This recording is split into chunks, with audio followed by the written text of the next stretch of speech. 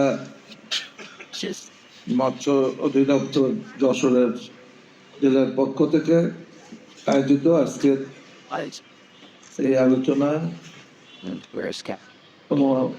সম্মাননা প্রদান অনুষ্ঠান এবং এই মৎস্য পক্ষের উদ্বোধনী অনুষ্ঠানে সম্মানিত সভাপতি যশোরের সুযোগ্য এডিসি জেনারেল জনাব সুজন সরকার আজকের অনুষ্ঠানে উপস্থিত আছেন। বিশেষ অতিথি হিসেবে জামাতে ইসলামী বাংলাদেশের সাধারণ সম্পাদক উপস্থিত আছেন। আমাদের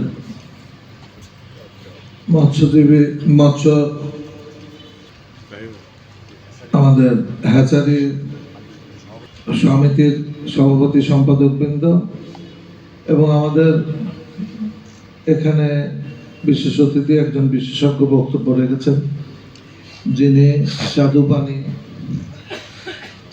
এটি পরিচালনা করেন। উপস্থিত আছেন জেলা মৎস্য কর্মকর্তা সহ জেলা মৎস্য বিভিন্ন অন্যান্য কর্মকর্তা কর্মচারীবৃন্দ এবং বিশেষ করে আমার সামনে উপবিষ্ট যশোরের বিশিষ্ট মৎস্য ব্যবসায়ী বৃন্দ, যারা দীর্ঘদিন ধরে তাদের এই ঐকান্তিক প্রচেষ্টায় যশোরকে এই মৎস্যের রাজধানীতে রূপান্তরের জন্য ব্যবসার পাশাপাশি এই এলাকার মৎস্য উন্নয়নে অত্যন্ত গুরুত্বপূর্ণ ভূমিকা রেখেছেন। সেসব মৎস্য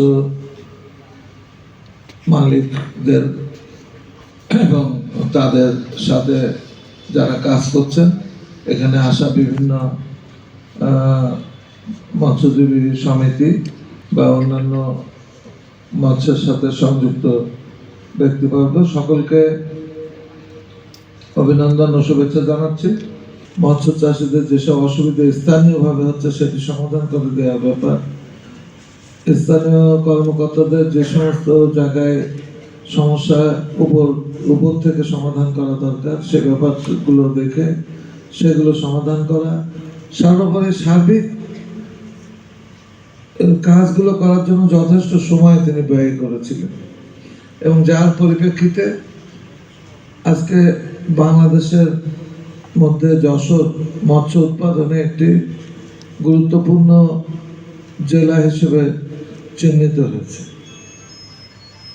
কিন্তু অত্যন্ত দুঃখের এবং পরিতাপের বিষয় এই যে আমাদের কয়েকজন মৎস্য চাষী বলেছেন যে এটি যে গতি পেয়েছিল, যে গতিতে মৎস্য চাষটা এগিয়ে যাচ্ছিল, এটি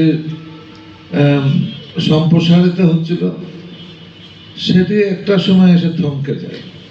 যখন বিগত যে স্বৈরাচারী সরকার ক্ষমতায় আসার পরে থেকে এই মৎস্য চাষীদের উপরেও কিন্তু একটি অলিখিতভাবে আক্রমণ হয়।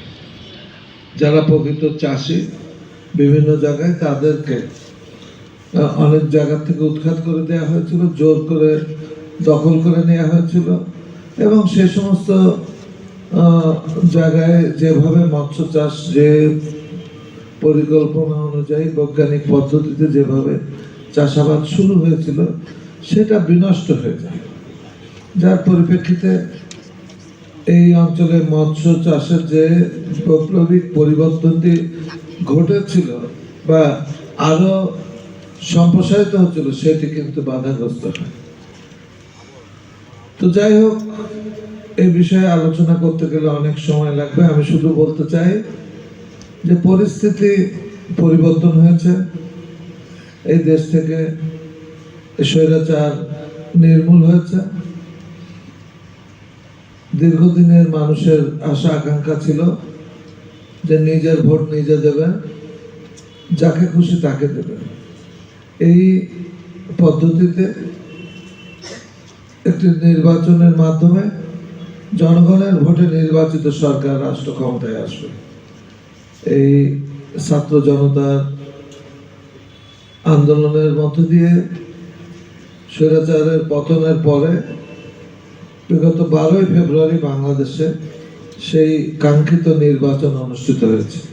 মানুষ নিজের ভোট নিজের ইচ্ছা মতন দিতে পেরেছে এবং সেই নির্বাচনে সংখ্যাগরিষ্ঠতা আসন পেয়ে বর্তমানে বাংলাদেশ জাতীয়তাবাদী দল সরকার গঠন করেছে এবং জাতীয়তাবাদী দলের চেয়ারম্যান সাবেক প্রেসিডেন্ট জিয়াউর রহমান এবং 3 বারের প্রধানমন্ত্রী বেগম খালেদা জিয়ার পুত্র, সুযোগ্য পুত্র জনাব তারেক রহমান বাংলাদেশের নতুন প্রধানমন্ত্রী হয়েছে।